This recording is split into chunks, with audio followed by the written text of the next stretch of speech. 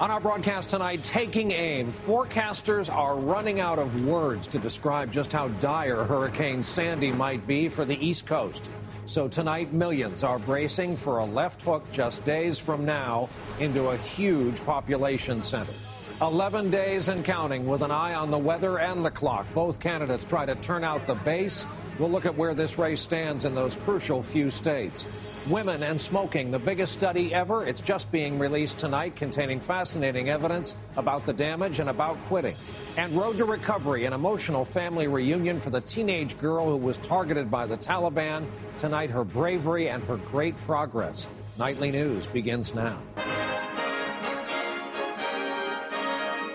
From NBC News World Headquarters in New York, this is NBC Nightly News with Brian Williams.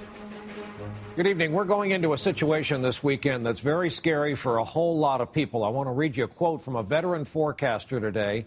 He says, "We are in uncharted territory here. I've never seen anything like this. I'm at a loss for words to describe what this storm could do. It's near certain Hurricane Sandy will make landfall rather than turning out to sea." End of quote. Dire predictions like that one are coming days in advance. Despite the state of this storm right now, it was shredded by dry air all day. It's not much to look at, not very powerful at this moment, as the center of it sits off the coast of Miami. This is about what's going to happen, the setup, the chemical reaction they fear is going to happen when the storm takes a left hook, affecting millions along the East Coast. Oceans will surge, trees will come down, power will go out, portions of the coastline could be ravaged. We have it all covered tonight. We want to begin with meteorologist Janice Huff, who's tracking this. Janice, given where this is, what it looks like right now, how are we so confident it's going to blow up in size and make that left hook? Well, Brian, there's still some uncertainty with the track of the storm, but there's still some certainty that it is going to intensify with an area of low pressure moving in across parts of the Midwest and the jet stream helping to pick it up and helping the storm to energize even more. It's weaker now, as you mentioned. A Category 1 storm, top winds at 75. It's just north of the Bahamas. Will be moving away. There's still the chance it could weaken a bit more between now and Saturday afternoon. But then projections are to bring the storm back up to Category 1 status on Sunday afternoon. By Monday afternoon, it's still offshore, but the shore areas from Long Island Sound all the way down to Virginia and maybe even the Outer Banks will be feeling its effects by then. The storm is expected to move onshore between Monday afternoon and Tuesday afternoon, possibly as a very strong hurricane or maybe even another storm, a nor'easter type of storm, but it'll move onshore. And all depending on where it moves onshore is how severe it will be. But this entire area will feel the effects of the storm, whether you're inland or along the coast. You know those spaghetti track models we talk about? There's 9 of them here. They're all over the place, but most of them now are concentrated between Rhode Island and, say, Washington, D.C. So there's a likelihood that across the South Jersey shore, Maryland, is where it would make landfall. That would mean parts of the New Jersey shore, the Maryland coastline will see the strongest impacts in terms of the storm surge and heavy rain as well. This projection brings all of that heavy rain northward into southern New Jersey and much of Virginia and Maryland by Sunday, Monday afternoon, Monday night into Tuesday is when it would be the worst, Brian. Not helped by the fact that we have a full moon Monday night, exactly. High tides. All right, Janice Huff in the Weather Center. Janice, thank you. It looks certain this storm is going to affect people across, as we just saw, that huge area. And sadly, as Janice pointed out, so many of the computer models have this coming ashore somewhere along the central Jersey shore. NBC's Ann Thompson is in Point Pleasant for us tonight. Ann, good evening. Good evening, Brian. A number of states in this region have already declared states of emergency. New Jersey is one of the places where Hurricane Sandy could make landfall on Monday night. Already up and down the East Coast, preparations are well underway for what's expected to be a historic storm. Today, Sandy tore across the Bahamas. Its 70-mile-per-hour winds knocking over trees and sending the ocean into the streets. The toll of its murderous path growing, at least 40 dead in Haiti, Cuba, and Jamaica. Scenes of destruction adding urgency to the preparations along the east coast of the U.S. I think that everyone has learned lessons from the last storm. Connecticut is one of 13 states haunted by last year's Hurricane Irene, and it's nearly $16 billion in damage.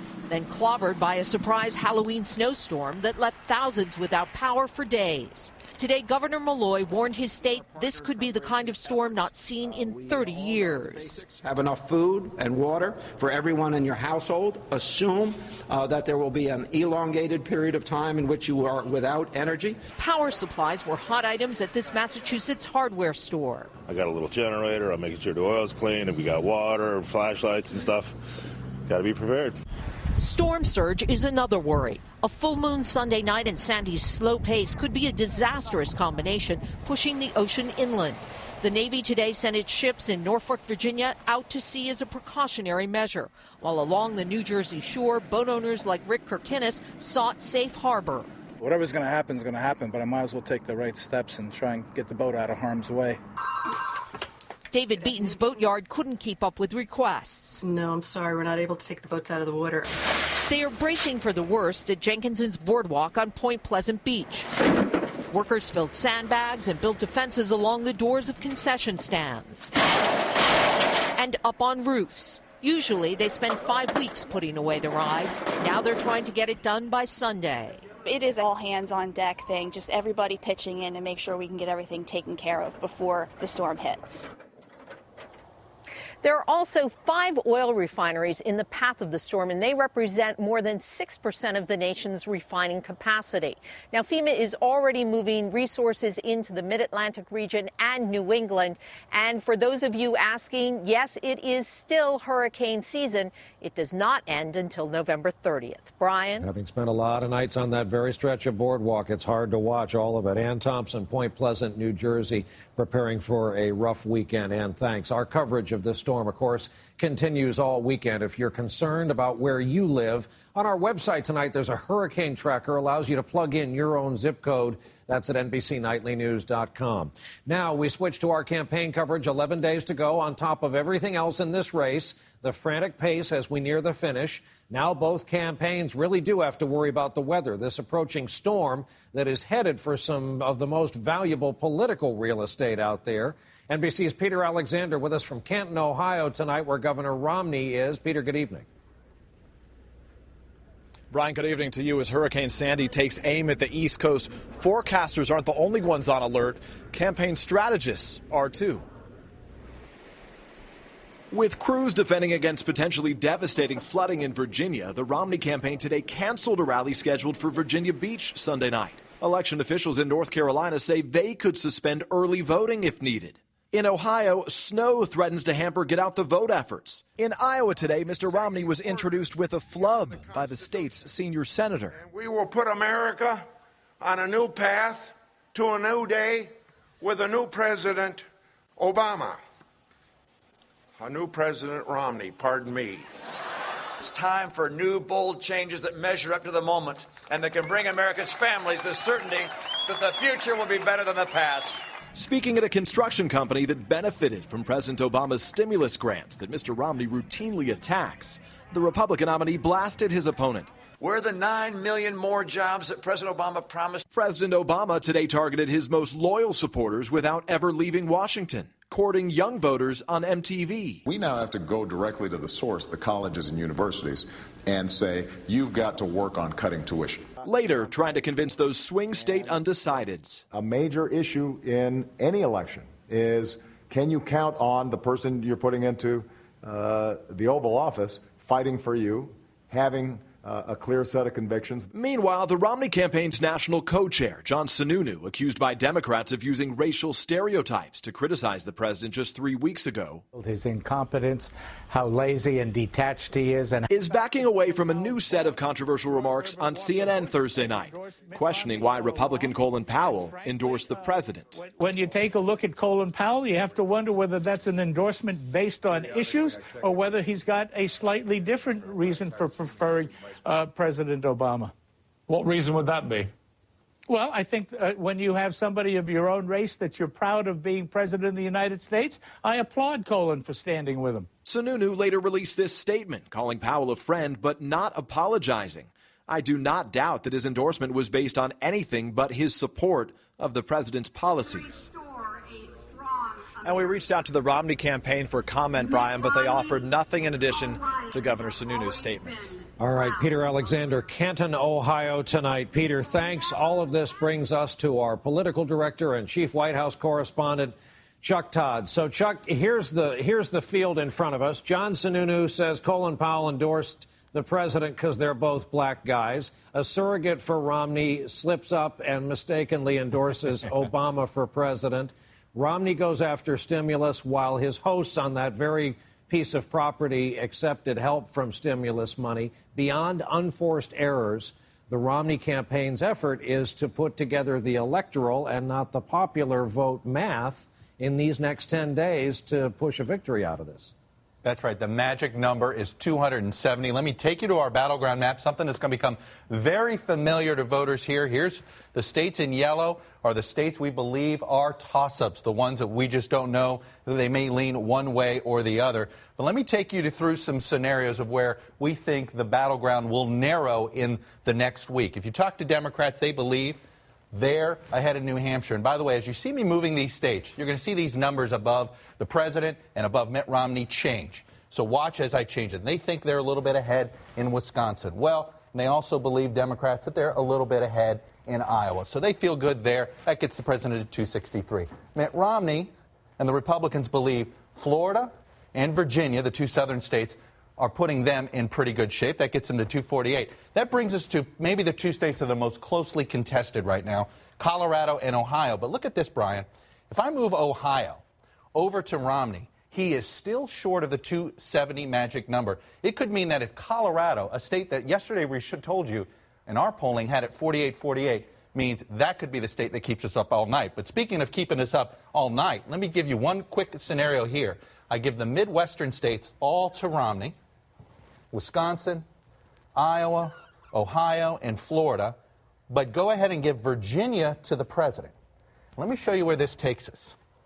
269 for Romney, 269 for the president here, and I have no more electoral votes to push.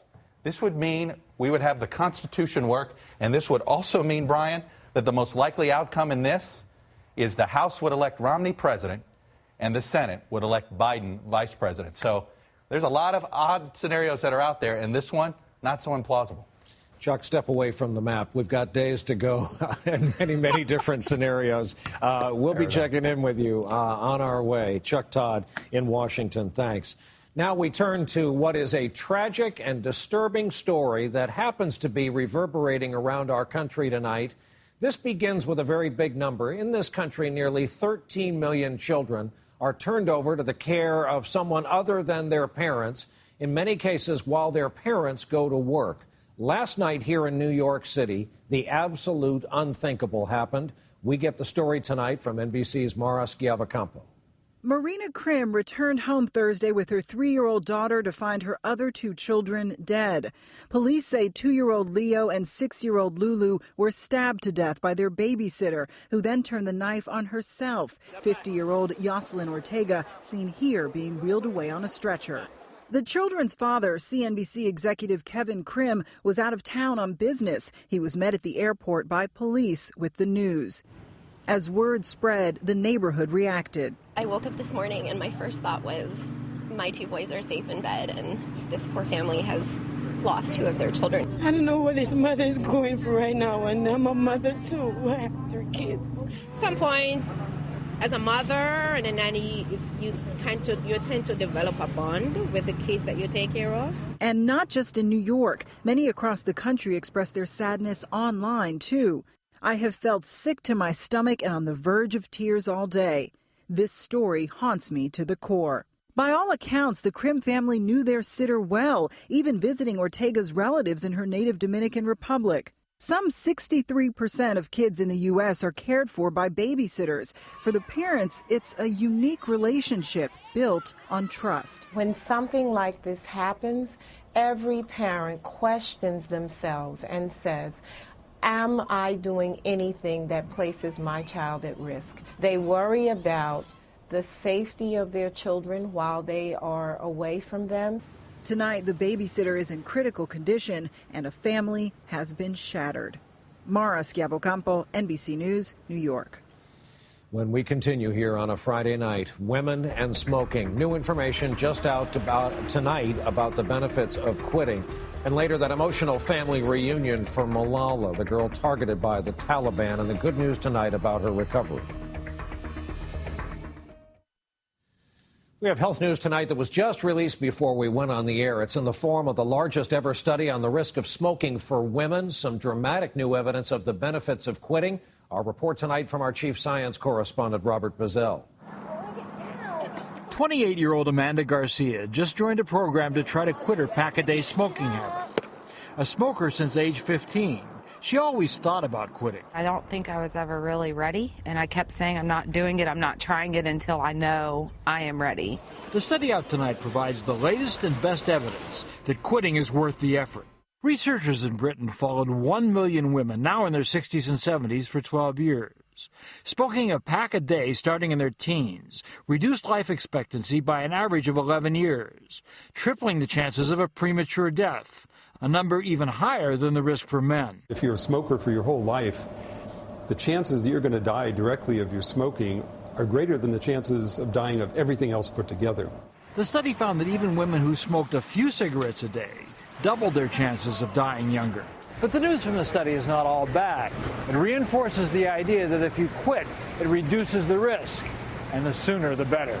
The research finds that if a woman who starts smoking as a teen quits before age 40, her increased chances of dying drop by 90%. Even if a woman stops by age 50, her extra risk drops by 66%. For Garcia and others 30 or younger who manage to quit, their excess risk disappears almost completely. Garcia's main reason for trying to quit now, her 2 kids. My kids mean everything to me, and I want to be there for them. And she knows she has a far greater chance to be there by kicking the habit. Robert Bazell, NBC News, New York. Up next here, some very encouraging news about a young woman whose story we've been following. There was a tearful but also joyful family reunion today in a British hospital room at the bedside of the young Pakistani woman who was targeted by the Taliban because she stood up for girls and education. Tonight, we're seeing just how much progress she has bravely made in less than 3 weeks' time. Our report tonight from NBC's Amna Nawaz in Birmingham, England. 10 days after she arrived in England, Malala Yousafzai has reunited with her family. Her mother, father, and 2 little brothers flew in from Pakistan yesterday, raced to the hospital under tight security, and were shuttled in to see Malala. Last night when we met her, there were tears in our eyes, and that were out of happiness, I say. Out of happiness. When Ziauddin Yousafzai last saw his daughter in Pakistan, she was clinging to life. God forbid that I told to my brother-in-law that you should make preparations for her funerals. That was a stage. But I'm thankful to God. Today, he called it a miracle that Malala is expected to make a full recovery. Everyone across the world, they condemned, they attacked in strong words, and they prayed for my daughter, which is not only my daughter, which is the daughter of everybody, sister of everybody. Doctors here continue to take Malala through a series of tests to rule out any long-term injury and say so far they see no sign of any brain damage. Despite being treated in Birmingham, the 15-year-old remains a symbol of hope back in Pakistan. When she fell, the person who attacked her, they wanted to kill her, but I will simply say that she fell temporarily. She will rise again. And eventually, she's told her father, she will also return home. Amna Nawaz, NBC News, Birmingham, England. Up next here tonight, Jim Cantore with the latest on this storm with the power to make life miserable for millions of us in the coming days.